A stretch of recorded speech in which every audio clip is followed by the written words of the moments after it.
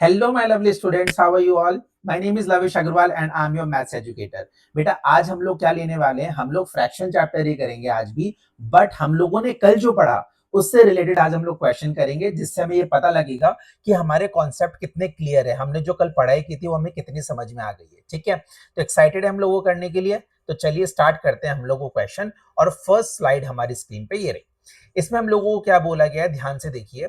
First question कह रहा है आपको, what fraction of a pizza is 2 slice if the pizza is cut into 8 equal parts। अगर एक पिज्जा को 8 equal parts में कट कर दिया गया है तो 2 स्लाइस उसकी जो होगी वो कौन सा फ्रैक्शन होगा। तो आप मुझे बताएं, आपको याद है क्या डिनोमिनेटर में हम लोग क्या लिखते थे? यस सर, डिनोमिनेटर में हम लोग जितने भी टोटल पार्ट्स हैं वो लिखते थे। तो यहाँ पे टोटल पार्ट्स कितने हमारे पास 8 हैं, तो हम लोग डिनोमिनेटर में लिखते हैं 8, क्योंकि यहाँ पे 8 इक्वल पार्ट्स टोटल हमें दे रखा है। दूसरी बात हमें पूछी गई है कि हमें इस पिज्जा के 2 स्लाइसेस का फ्रैक्शन बताना है। तो 2 स्लाइसेस का फ्रैक्शन बताना है तो सेलेक्टेड पार्ट कितना है 2, तो 2/8 हमारा आंसर हो जाएगा। और 2 इसमें न्यूमरेटर हो जाएगा और 8 क्या हो जाएगा बेटा इसमें डिनोमिनेटर। वेरी गुड, तो इसमें हम लोग क्या लिखेंगे 8 को डिनोमिनेटर। तो 2 स्लाइसेस ऑफ पिज्जा अगर 8 इक्वल पार्ट्स में डिवाइडेड है पिज्जा, तो 8 इक्वल पार्ट्स में डिवाइडेड है तो टोटल में हमने 8 लिखा और 2 हमने लिखा सेलेक्टेड पार्ट के अंदर। तो 2/8 हमारा क्या हो गया इस क्वेश्चन का आंसर। आ गई बात समझ में? Very good. चलो नेक्स्ट क्वेश्चन देखो। Right the fraction that represent 3 shaded part out of 9 equal part. अब आउट ऑफ 9 इक्वल पार्ट हमें 3 शेडेड पार्ट का फ्रैक्शन बताना है। वही बात, टोटल पार्ट्स कितने हैं 9, वो कहां लिखते हैं हम डिनोमिनेटर में लिखते हैं। वेरी गुड, तो हम लोग क्या करेंगे, यहाँ पे हम लोगों ने 9 लिया, इसको हमने लिख दिया डिनोमिनेटर में, क्योंकि टोटल पार्ट्स कितने हैं 9 इक्वल पार्ट्स है। अब इसमें हमें 3 शेडेड पार्ट का फ्रैक्शन बताना है। तो शेडेड पार्ट कितना हुआ 3, सेलेक्टेड पार्ट इज 3, तो 3/9 हमारा करेक्ट आंसर हो गया। और इसमें 3 जो है हमारा न्यूमरेटर है और 9 हमारा डिनोमिनेटर है। आगे बात समझ में, कोई डाउट इसके अंदर? नहीं। चलिए नेक्स्ट क्वेश्चन पे चलते हैं। In the fraction 7/17 what is numerator. अब बोला गया है बताओ 7/17 में न्यूमरेटर क्या है। वेरी गुड, बहुत ही आसान है सर। ऑब्वियसली सर 7 जो है हमारा ये क्या है न्यूमरेटर है। ठीक है, तो व्हाट इज 17 देन, 17 क्या है जल्दी बोलो। यस वेरी गुड, तो 17 हमारा क्या हो जाएगा डिनोमिनेटर। अंडरस्टूड, आई बात समझ में?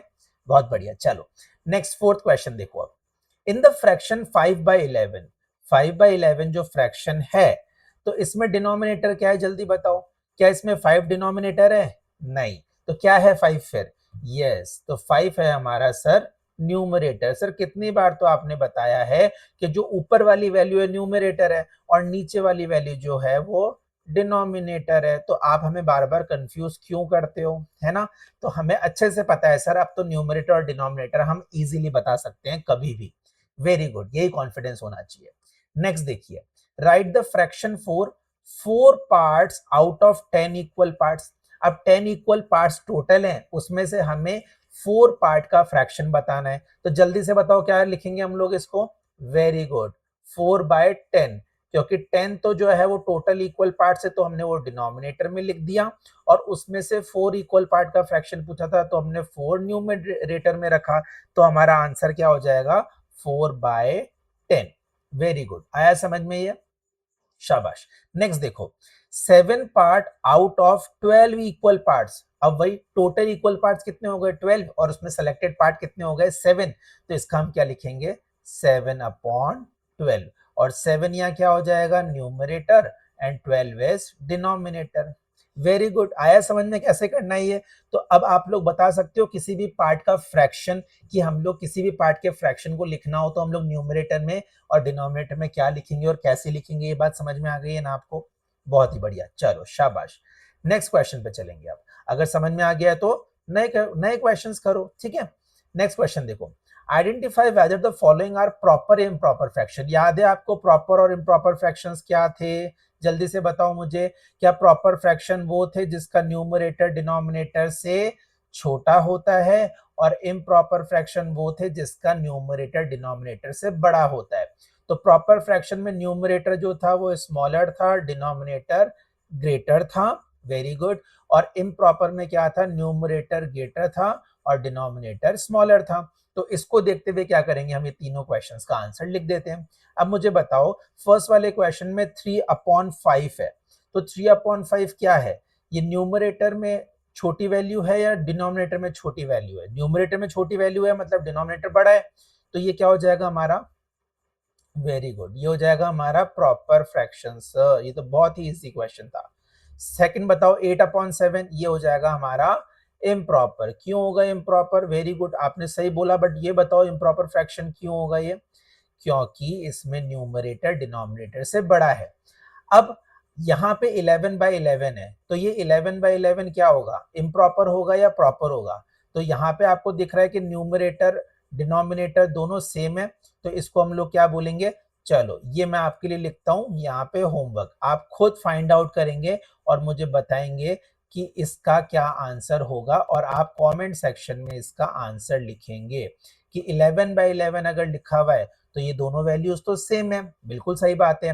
तो अब आप दिमाग लगाओ और मुझे बताओ कि इसके अंदर हम इसको प्रॉपर बोलेंगे या इम्प्रॉपर बोलेंगे, ठीक है? ये छोटा सा होमवर्क आपके लिए। चलें आगे, चलिए शाबाश।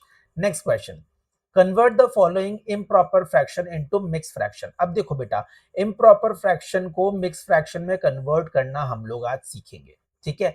तो किसी भी इम्प्रॉपर को मिक्स फ्रैक्शन में कैसे हम लोग सॉल्व करेंगे, कैसे कन्वर्ट करेंगे, तो उसके लिए हमेशा हम लोग क्या करेंगे बेटा, डिवाइड।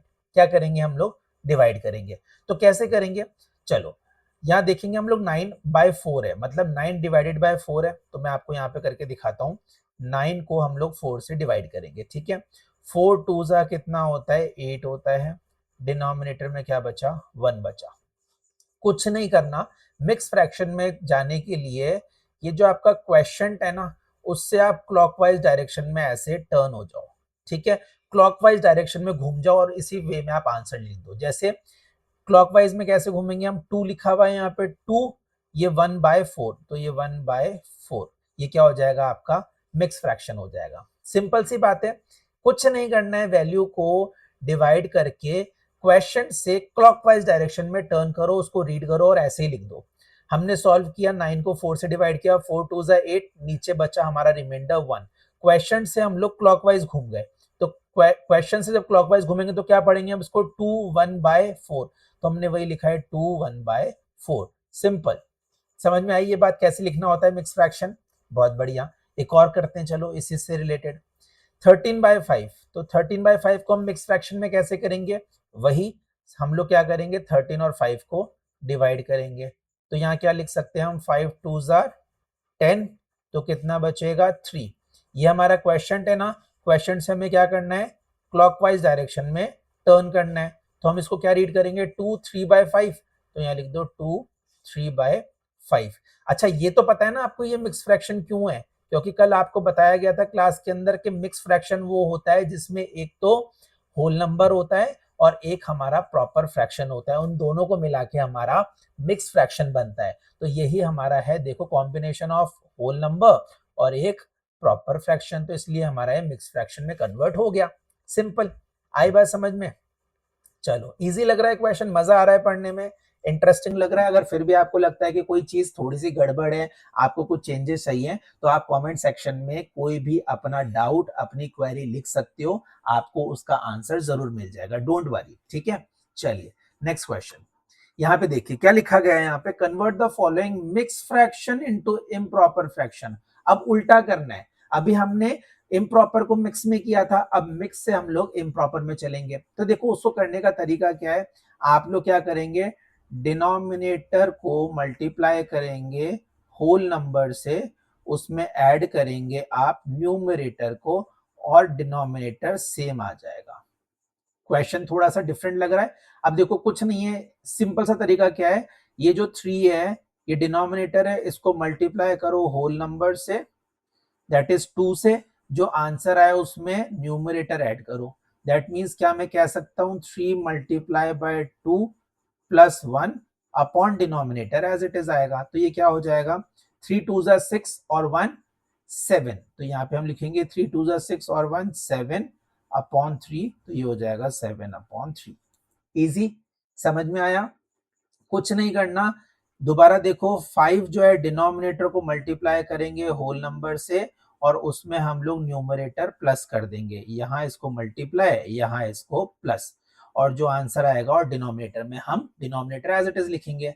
तो यहाँ लिखें वापस, डिनोमिनेटर में 5 है, denominator multiply by whole number that is 4, उसमें प्लस करेंगे न्यूमरेटर दैट इज 2 और डिनोमिनेटर एज इट इज आ जाएगा। सिंपल, सॉल्व कर लो। 5 4 जा कितना होता है 20, 20 plus 2 upon 5, so what is the answer 22 upon 5, ये लो।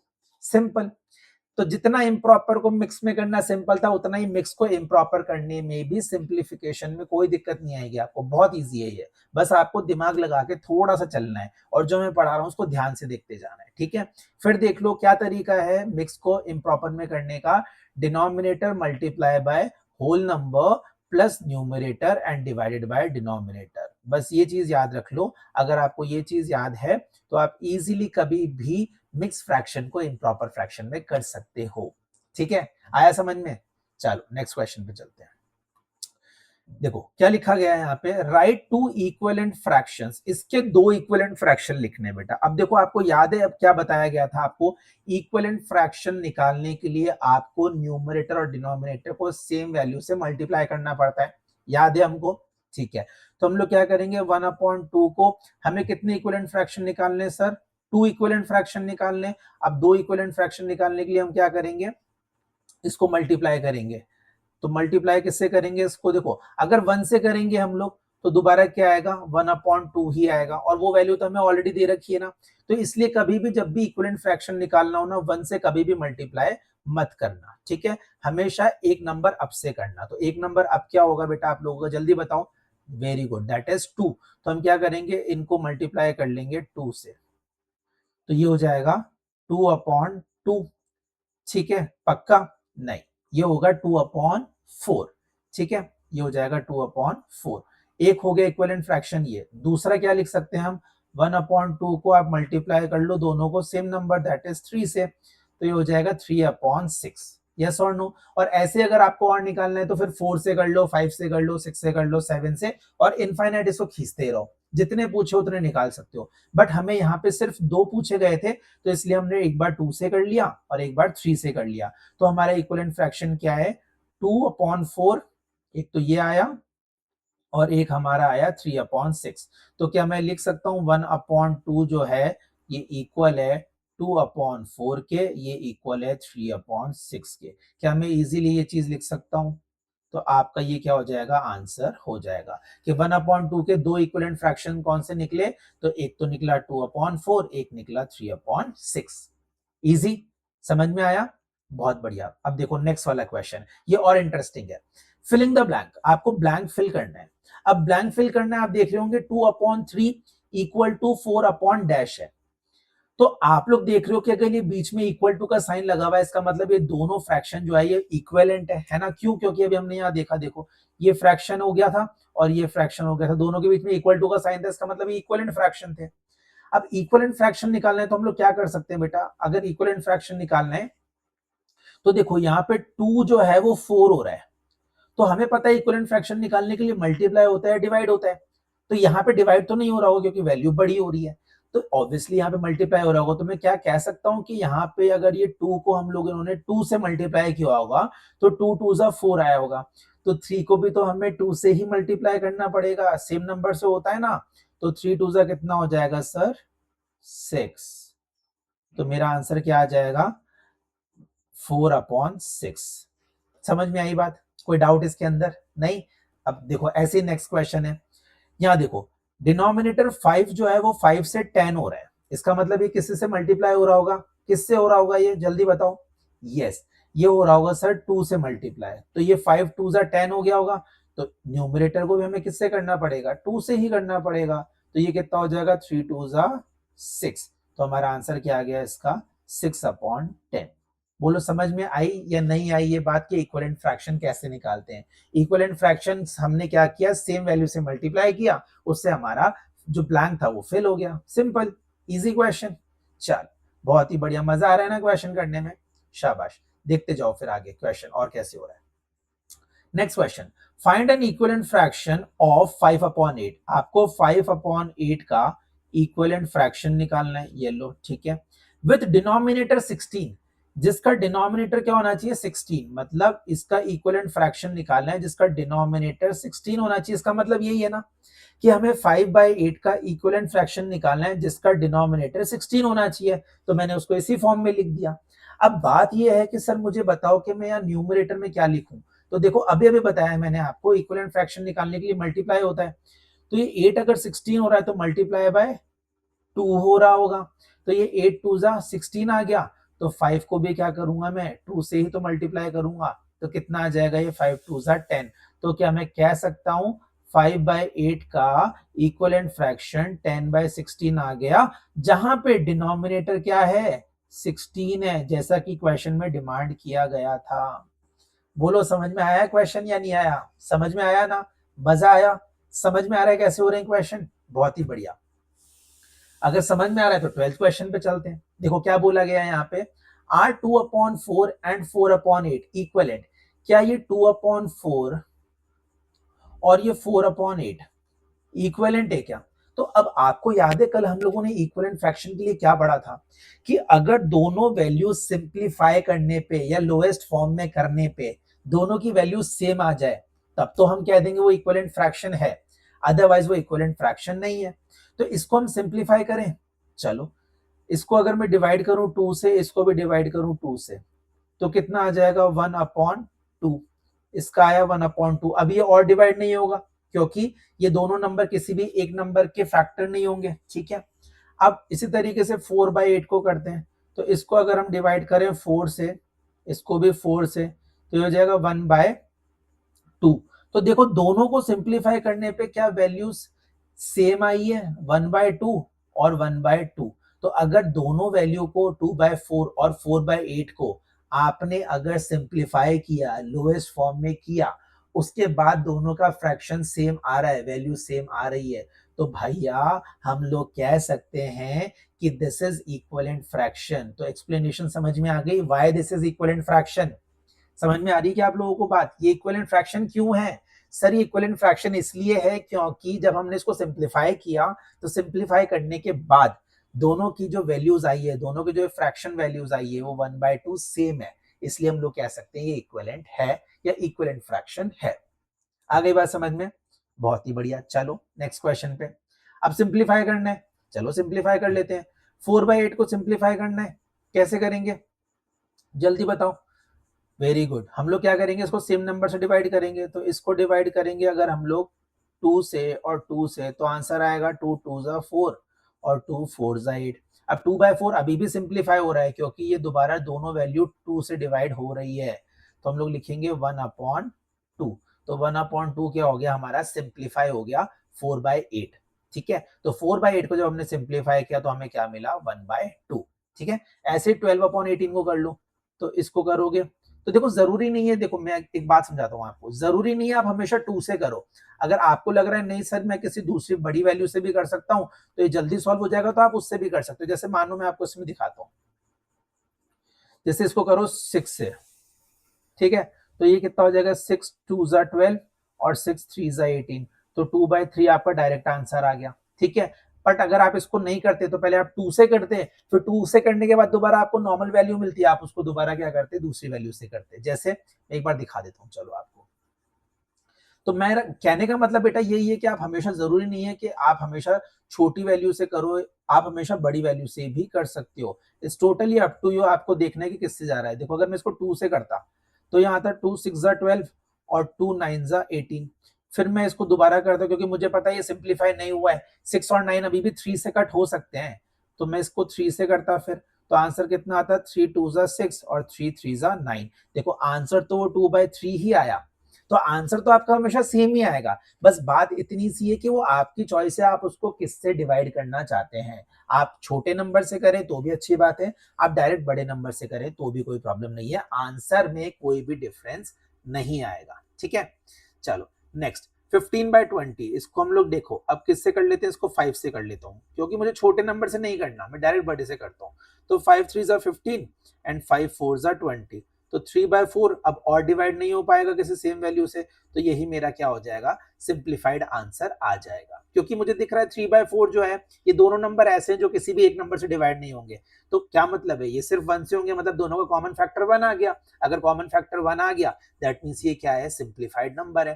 क्योंकि आपको कल भी बताया गया था कि कॉमन फैक्टर जो होता है वो क्या आना चाहिए, 1, तब हम उसको क्या कह सकते हैं, वो सिंप्लीफाई हो गया है अगर उसका कॉमन फैक्टर 1 आ गया है तो। ठीक है, आया समझ में, बहुत ही बढ़िया। Next question, which fraction is already in the simplest form, आपको ये बताना है कि इसमें से कौन सा फ्रैक्शन ऑलरेडी सिंपलेस्ट फॉर्म में है। तो आप क्या करेंगे, 6/12, देखो अभी सिंप्लीफाइड फॉर्म में नहीं है, क्यों, क्योंकि मुझे पता है सर ये 6 से डिवाइड हो रहा है अभी। ठीक है, तो इसको भी मैं 6 से करूंगा, इसको भी 6 से करूंगा, तो 6 1 जा 6 और 6 2 जा 12, मतलब 1/2 आया है, मतलब हमने इसको सिंप्लीफाई किया है ना, तो इसका मतलब ये सिंप्लीफाइड फॉर्म में नहीं था। अब 7/11 देखो, 7/11 जो 7 नंबर है वो सिर्फ 7 से ही कट होगा और 11 11 से ही होगा, इसका मतलब हम ये कह सकते हैं कि ये सिंप्लीफाइड फॉर्म में सिंप्लीफाइड है ये, क्यों, क्योंकि 7/11 को सिर्फ आप 1 से ही कर सकते हो, मतलब ये सिर्फ 1 से ही डिवाइड हो सकते हैं, तो दोबारा 7/11 ही आएगा, इसका मतलब ये सिंप्लीफाइड फॉर्म में था। ठीक है, अब 8/16 का चेक करेंगे, तो 8/16 नहीं है, क्यों, क्योंकि ये 2 से भी जा रहा है, 4 से भी जा रहा है और 8 से भी जा रहा है, तो किससे करें बताओ इसको, 2 4 या 8, डायरेक्ट बड़े से कर लें, ठीक है, तो 8 से कर लेते हैं, तो ज्यादा लंबा प्रोसेस नहीं होगा। तो 8 1 जा 8 और 8 2 जा 16, तो क्या आंसर आया, 1/2। तो ये क्या आंसर आ गया आपका सर, 1/2 आंसर आ गया। समझ में आया क्वेश्चन, वेरी गुड। अगर आपको ये क्वेश्चन समझ में आए, आपको समझ में पक्का आए, तो हम लोग कह सकते हैं कि आपका कल वाला कॉन्सेप्ट बिल्कुल क्लियर है, आपको कोई भी प्रॉब्लम नहीं है, आप बिल्कुल प्रिपेयर हो कि आप नेक्स्ट स्लाइड के अब जो जितने भी क्वेश्चंस आएंगे या टॉपिक्स आएंगे उसके लिए आप वेल प्रिपेयर्ड हो। ठीक है, आप पीछे का पूरा रिवाइज कर चुके हो और अब आप नए वाले के लिए रेडी हो। ठीक है, और अगर नहीं तो आप क्या कर सकते हो, उन क्वेश्चंस को वापस ओपन करके कर सकते हो। कोई भी क्वेरी हो आप मुझे कमेंट सेक्शन में लिख सकते हो, आपको आंसर जरूर मिल जाएगा उस बात का। ठीक है, अगर इतना समझ में आ गया है, so this is all for today, let's meet in another video, till then take care, good bye.